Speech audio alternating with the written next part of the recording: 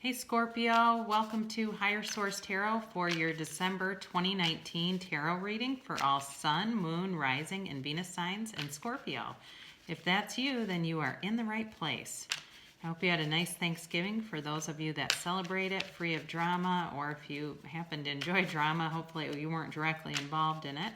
As we head into December, it is important to be a fortuitous month, many lucky dates with 12/12, 12/20, 12/22, 12/21, and then we're headed into 2020. So I will be back again next week with a weekly reading, and then we'll do a year ahead. I definitely appreciate all the subscribers. It's fun to see new subscribers all the time, and if you haven't subscribed and would like to, please do. So you'll continue to get my readings. I do appreciate all the views too. So as we head into December, sometimes people get a little bit anxious about the holidays, but know that you can deliberately manage that. You don't, if you become anxious, you're going to attract situations that provoke anxiety. So we want to clear our minds, set some intentions, especially with those lucky dates that are coming up ahead. Utilize this energy and see it as a positive thing, not a stressful thing. You know, we put that on ourselves. We create the bondage of self, right? And so we can step out of that anytime we want to. So meditate, clear your mind, do things that are fun to you. I mentioned this in some other readings. I went to go see A Beautiful Day in the Neighborhood, or A Beautiful Day, the Mr. Rogers movie, and it was a great movie. And then afterwards, I met the sweetest 80-year-old man, and we talked briefly about our own childhoods, and it was just kind of a fun exchange and conversation. So it's those little day-to-day things, right, that make life fun and can really get us into that place of alignment if we're trying to attract those things.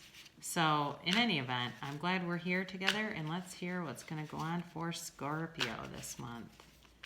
All right, there, that looks pretty good to me. Scorpio.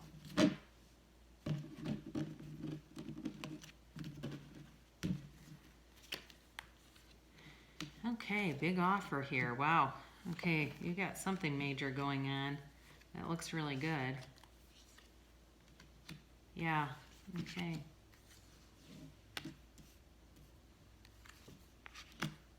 All right.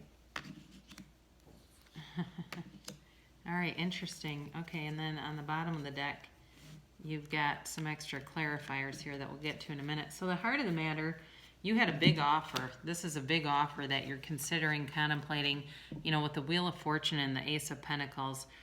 The Wheel of Fortune is always on your side. It's a 10 too, so it's also about a new cycle, a cycle concluding and a new cycle will beginning. You actually have, interestingly enough, you have the 10 and then the 0 right above it. So so the beginning and then the end of a cycle here. So you had a big offer, and you're just wanting to make sure that it's in your best interest, whether it's a love situation or it definitely could be about money with the Pentacles.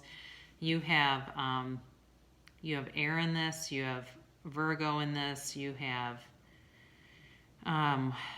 water, you have basically any element is here. You have fire too. And other than this one pentacle, there's not a lot of pentacles here, but you also have Taurus too here. So you are considering some kind of an offer, and the main thing, your heart's desire is that you want it to be something that endures and, you know, is something that runs the distance. That's what you want it to be. You know, that it's also too that it's equal. You know, it's like two-sided and reciprocal. You want it to be a reciprocal kind of a situation where everything's balanced and equal. With the World here, this is actually behind you. So I think when it happened, you were, again, this is about completing a cycle too. You know, it was something, a phase ended and a new phase began. And not in a negative way. It may have been something where you had a lot of tumultuous things around you, and that needed to come to a close.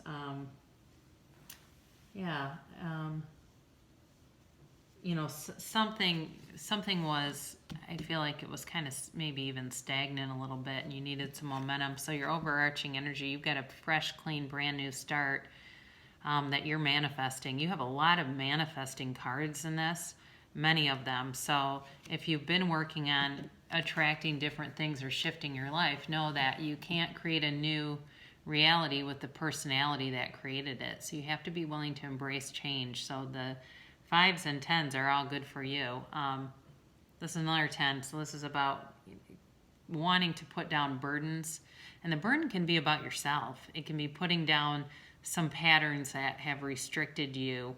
One of the things that you can do is go back through your life year by year and actually write down year by year things that you have seen, patterns in your own life. And so it can be, you can write down year by year significant things that happened each year in your life, whether it was something damaging that you did, or something that maybe happened in your life that you think changed you. And usually when I've done this with people, every year there's something.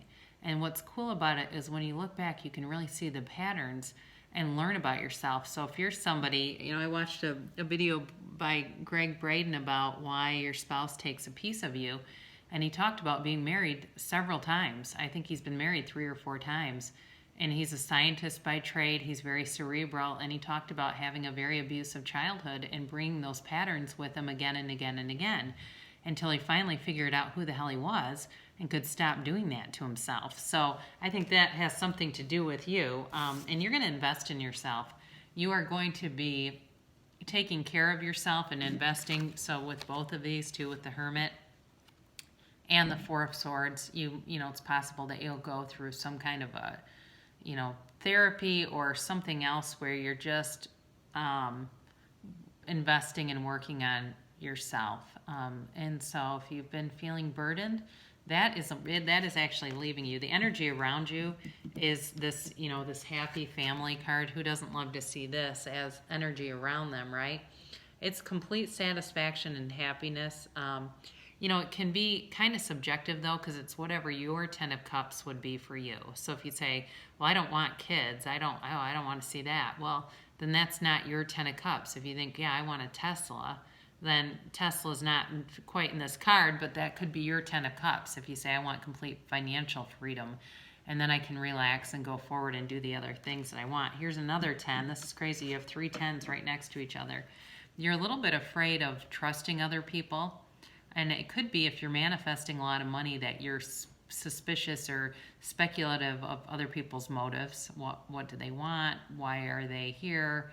Do they want something from you? Or are they not going to pull their own fair share or their weight of things? But the things that you are manifesting are going to happen with speed.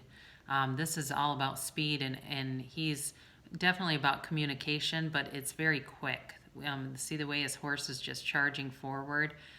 So you're going to have some kind of communication that brings clarity for you, Scorpio, so that you don't have to feel burdened anymore or unsure. There's definitely going to be clarity here. And then with this Empress, with the Empress and with the Fool here, you've definitely got new abundant energy coming towards you.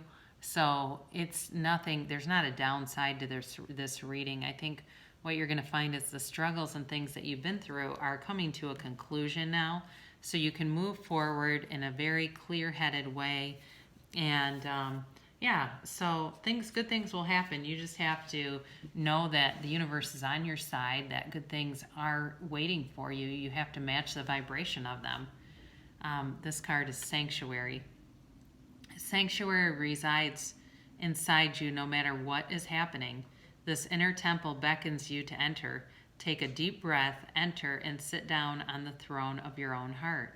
So it's interesting because, the Bible talks a lot about this, if you're into religion, that, heaven is a kingdom within. There's a kingdom within. And people don't want to see that. Sometimes religious folks don't want to see that as you have control over your own life that you can deliberately create by going within.